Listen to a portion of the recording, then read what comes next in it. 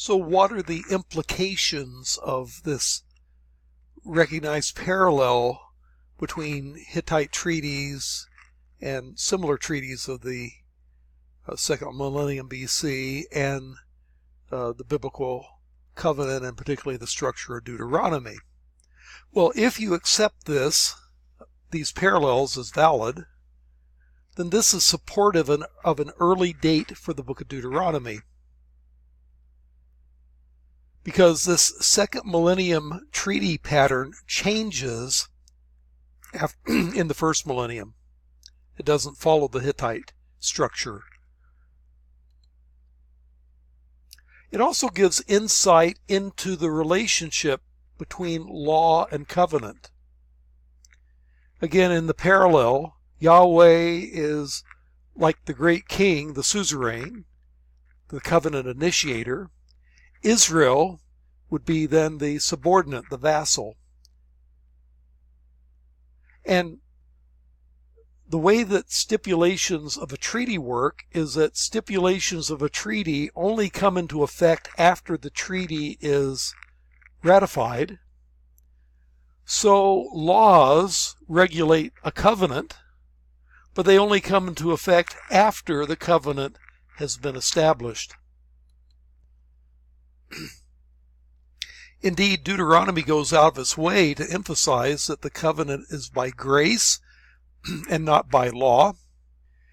It says, the Lord did not set his affection on you and choose you because you were more numerous than other peoples, for you were the fewest of all peoples, but it was because the Lord loved you and kept his oath that he swore to your ancestors, that he brought you out with a mighty hand and redeemed you from the land of slavery, from the power of Pharaoh of Egypt.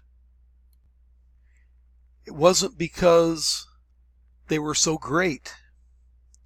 It was because God loved them that they had a covenant with God. Same thing with Deuteronomy 9. After the Lord your God has driven them out before you, talking about the Canaanites, do not say to yourself, the Lord has brought me here to take possession of the land because of my righteousness. No, it is on account of the wickedness of these nations that the Lord is going to drive them out before you. It is not because of your righteousness or your integrity that you are going to take possession of their land, but on account of the wickedness of these nations, the Lord will drive them out from before you, to accomplish what he swore to your fathers, Abraham, Isaac, and Jacob. Understand then that it is not because of your righteousness, it keeps saying that, not because of your righteousness, that the Lord your God is giving you this good land to possess, for you are a stiff-necked people. God's giving them the covenant was not because they were so great, but because he loved them. It's not because they were so righteous, they were stiff-necked, but because he keeps his promises to the patriarchs, and the Canaanites were, in fact, that bad. Let me move on to theological themes of Deuteronomy, which I can do by surveying the book, so we'll do both at the same time. The prologue is Deuteronomy 1 through 4, where it emphasizes how God is faithful. It reviews the history of Israel, showing that God had remained faithful throughout the 40 years of wilderness wanderings despite Israel's sins. And it's sometimes useful to review God's dealings in our lives to be reminded that this is true for us as well. Then it has that pep talk of chapters 5 through 11, emphasizing the importance of obeying God's word. You get a repeating of the 10 Commandments in chapter 5, which gives a summary of the demands that God makes on a people called by his name. They have to put him first and to treat other people decently. Then you come to the famous Shema in chapter 6, which reads in Hebrew, Shema Yisrael, Adonai Eloheinu, Adonai Echad. Hear, O Israel, the Lord is our God, the Lord is one, or, as we'll argue in a moment, the Lord alone. It's a part of a longer passage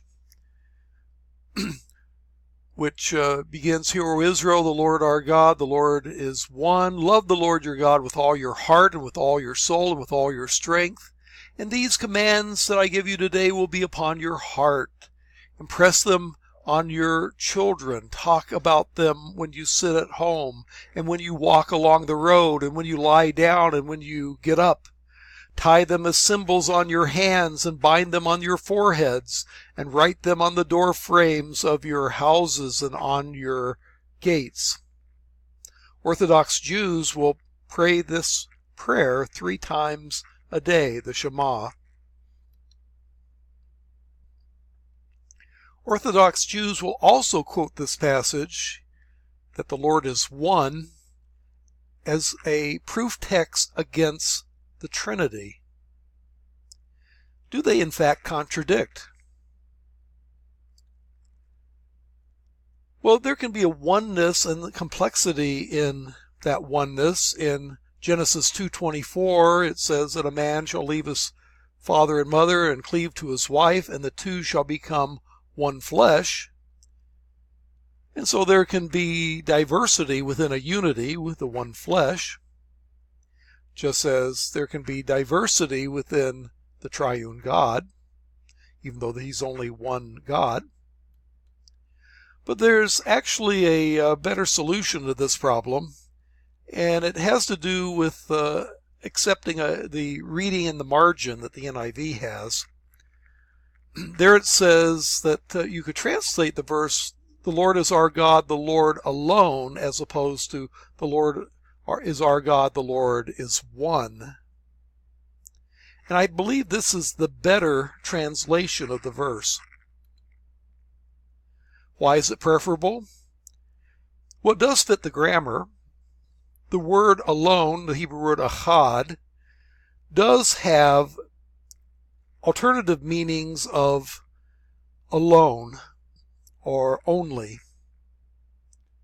It's not as common as the numeral 1, but it does occur.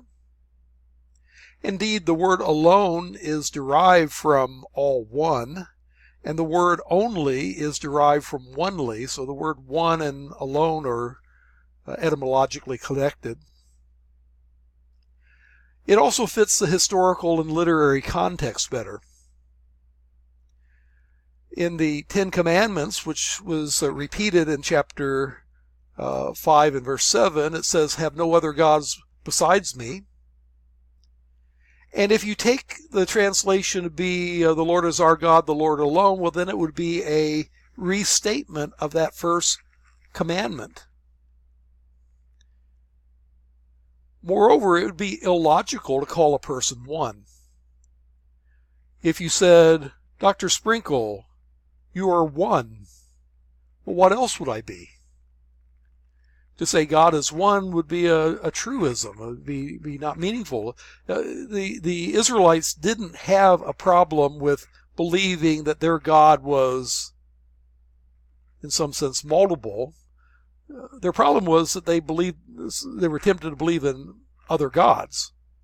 But that Yahweh was one would be self-evident and would be no more meaningful than calling a human being one.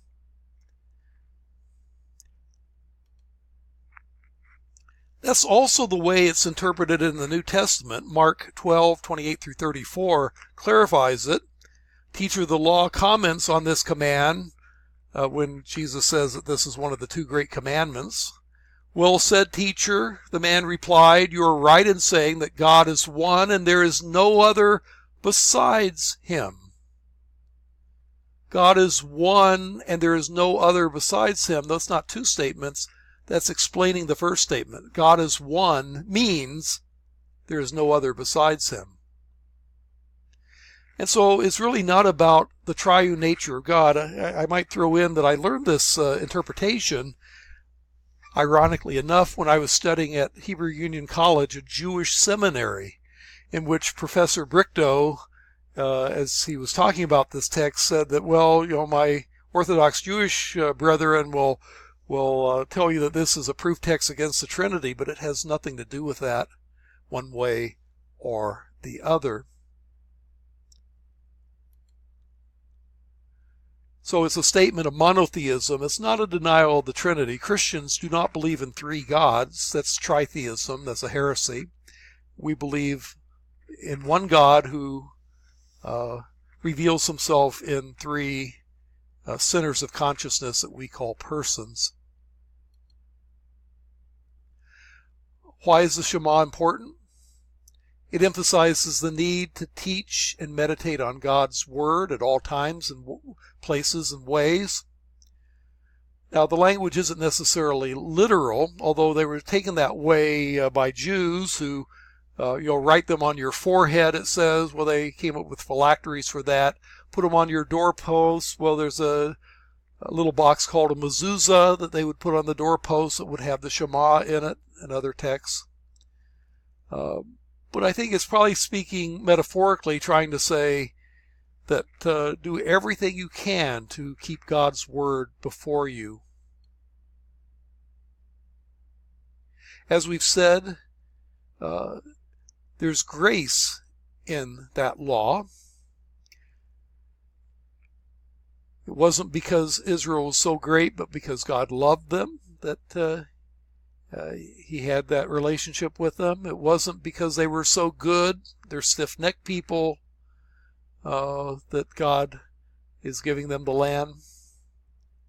So God chose Israel despite their disobedience, though it is important to obey God's word to get the best benefit out of that relationship. Interestingly, the New Testament uses Deuteronomy in the temptation narratives. Jesus freely applied passages from Deuteronomy 5 through 11 when he responded to the devil. So when the devil told Jesus to take a stone and turn it into bread when Jesus was fasting, Jesus responded, "Man does not live by bread alone, but every word that comes from the mouth of God." And that is actually a quotation of Deuteronomy 8 and verse 3. When the devil told him that he would give Jesus all the kingdoms of the world if he would just fall down and worship him, Jesus says, "Fear the Lord your God and serve him only," quoting Deuteronomy 6 and verse 13. When the devil told him to jump off the pinnacle of the temple and expect the angels of God to catch him, as Psalms might imply, Jesus says, "Do not put the Lord your God to the test," which is a quotation from Deuteronomy 6 and verse 16.